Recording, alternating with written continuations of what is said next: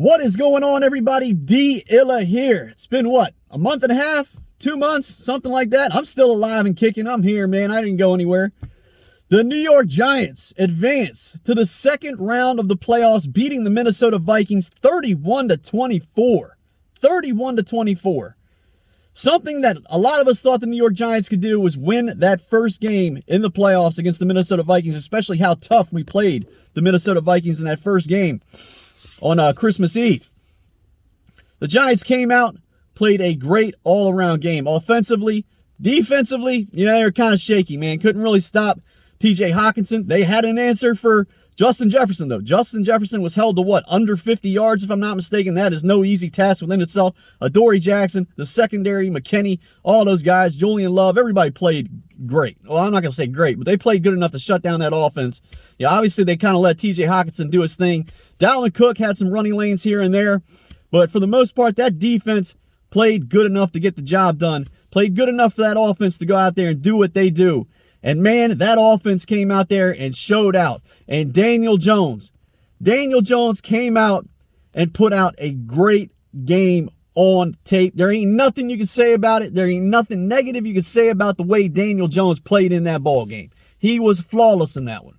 Flawless. Can't say anything negative about it. And if you do say something negative about Daniel Jones in that one, you are just an all-around hater, and you have no business even on here making any kind of content for this team because you are not a true fan of the New York Giants. I don't give a damn what you have to say. I don't care if you say, well, yeah, just because I bash Daniel Jones, it doesn't mean I don't like him. Like, there's some people out here that have bashed Daniel Jones for basically the first 4 years of his career, and then they want to come out here and say, well, just because I talk shit about him, all the time, it doesn't mean I don't like him. Well, shit, you could have fooled me. Could have fooled me. Online Big Blue. Yeah, I'm talking to you, buddy. I'm glad you're finally taking a walk and going somewhere else or starting a new podcast or whatever the hell you're doing. I don't give a damn, dude. I'll call you out. I will call you out. I don't like you. Don't like you at all. I think you're a cancer to the fan base. I think everybody that follows you is a piece of garbage. Except for, what's his name? I can't think of his name right now. He watches my stuff on my channel. He's a good dude, but he supports, the one guy I'm talking about that does watch Online Big Blue, he supports every single Giants content creator there is out there. But I can't think of his name right now. I'm sorry. But you know who you are, man. You're always leaving comments on my videos. I appreciate you. I appreciate you very much. All your views, all the time that you take to try to talk to me. I know I may not get a chance to respond to all your comments all the time, but I'm busy with work a lot, and I'm always trying to fight through stuff like that and try to talk to you guys whenever you leave me comments. But you know you are. But man, there's a lot of people out here trying to backtrack. I have made a couple videos about my displeasure when it comes to Daniel Jones. I have done it here and there, but man, I don't sit there and just continuously bash the man all the time like some people on here. It gets really freaking irritating, man. And that's kind of like why I had to take a little bit of a break from YouTube, because I get tired of some of the New York Giants influencers on here and how they talk about the team, and it kind of, I don't know. Like, when you constantly hear this stuff all the time, it kind of starts to change your opinion, unless you keep a strong head most of the time, and, regardless of what you think, if you start to hear the same things over and over and over again and over again, eventually, they're kind of going to start to sink in and kind of penetrate you a little bit, and you may start to think those things yourself. So I may have fallen victim to that a few times, but man, Daniel Jones played like a franchise quarterback in his first playoff game against the Minnesota Vikings. Man, came out, threw for 302 yards, threw two touchdowns. One to Isaiah Hodgins, who has been a awesome pickup for this team. Richie James had a few catches. Darius Slayton came out, played a great game up until the point where he dropped the ball at the end of the game on a catch that basically probably would have sealed it. I don't know. There probably would have been a couple of minutes still remaining in the game, I'm sure, for the Vikings to still, drive down the field. But that would have made it pretty difficult on them if Slayton would actually came down with that one over the middle. But man, Jones did everything he possibly could. 70 rushing yards on the ground.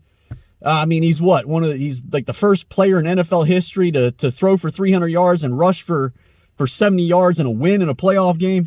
What more could you ask from Daniel Jones? He was on point the entire game. All of his throws were right on the money, hitting wide receivers in stride. Man, I was fired up for that one, man. I was fired up. I started watching the game upstairs in the living room, and it got to a point like halfway through the third quarter, I was like, I got to come downstairs to the basement. You guys have seen my basement before. But, man, I was down there. I don't even think I took a seat. I don't think I sat down, you know, basically from the middle of the third quarter for the rest of the game. I was standing up, screaming at the TV. My wife and my daughter upstairs in the living room, they're like, we can hear you. As soon as I came back upstairs after the game was over, they were like, we heard everything down there. I was like, well, I had to go downstairs because I know I was getting ready to lose my mind, and that's what I was doing down there. But, man, I had a great time watching that game. I was fired up, man. I'm still fired up, and it's Tuesday, but I had to come out and make a video about this one, man. Had to make a video about this one. Let's talk about a few things in this game, man. Some things that I'm not sure if anybody brought up. This was a drive that didn't necessarily, you know, result in any points, but the effort of Mike Breida on that one play where he gained the first down, I think it was on a 3rd and 3 or 3rd and 4 attempt, where he was basically hit by 2 defenders in the backfield, and, man, he fought his ass off to get that first down, man.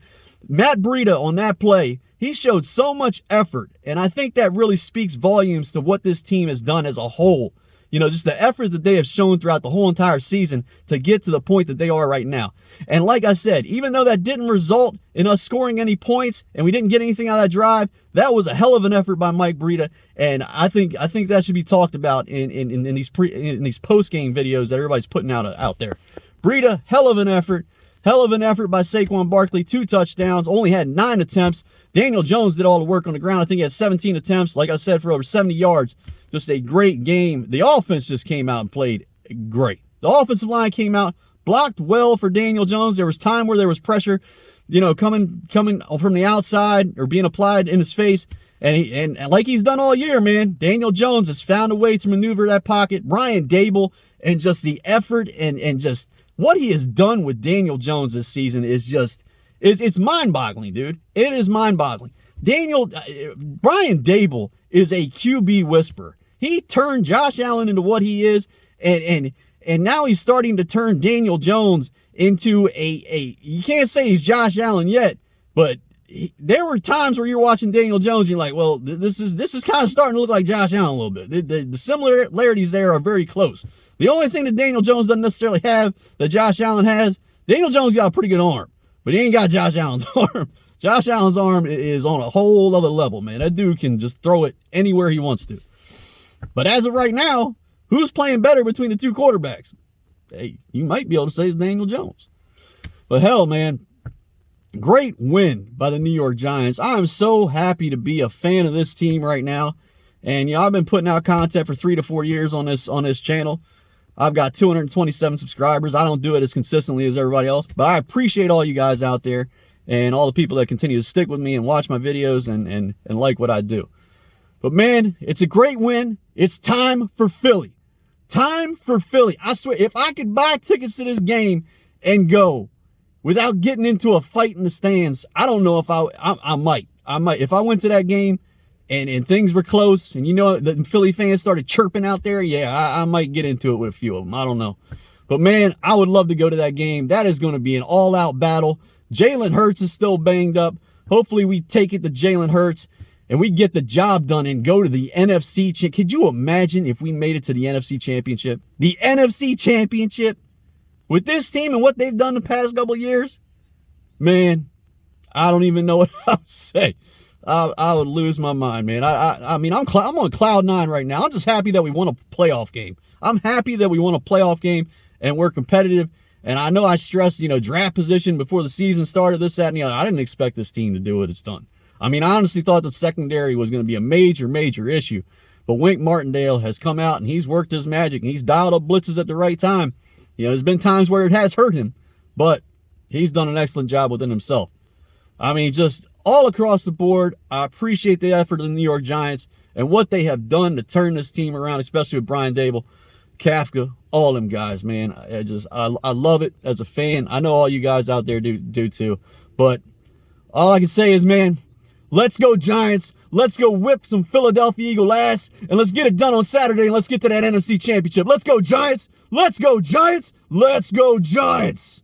I'll see you guys later. Take it easy. Have a good day, and I'll talk to you.